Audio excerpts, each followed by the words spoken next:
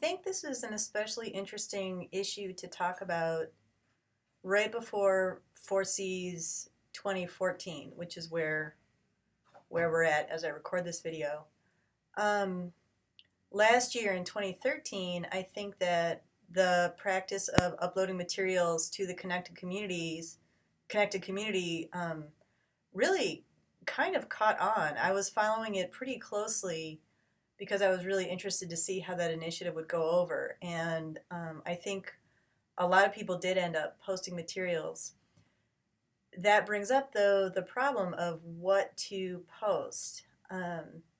Amy has pointed out that you can give people a Twitter hashtag and ask them to tweet your session, but undeniably, that's a different kind of access than posting a script, which is in turn a different kind of access than a real-time transcription of what you actually say. I personally, even when I'm working from a script, I never say just what's on the script. And in fact, I've developed this practice lately of writing these absurdly long scripts and then just kind of chunking through the parts that are feeling most relevant to me as I present.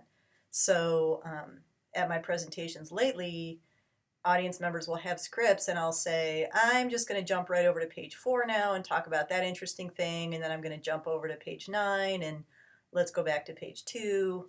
And I'm not sure how effective that's been, but that's what I've been doing.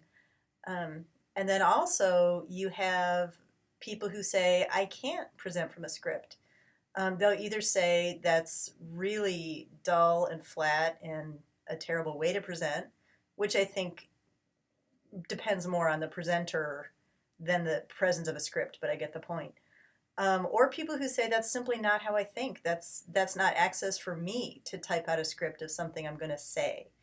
I need to talk off of slides. And I have many friends, particularly in the social sciences, who would say the thought of developing a script that is the equivalent of a 15-minute talk is just bizarre and foreign.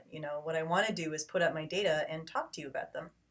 So these are all really important considerations to think about as we think about this issue of making papers accessible in space-time beyond that little conference room. And there's no one best way.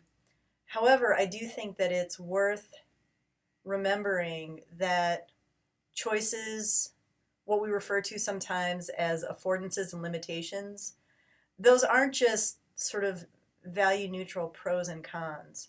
For example, if you give a talk based on PowerPoint slides, and there's no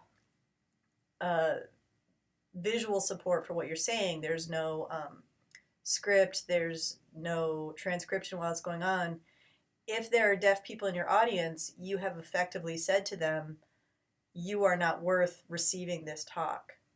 And I realize that might sound harsh, but that's exactly what happens. I was at Computers and Writing in 2011, and there was an incredibly compelling town hall meeting.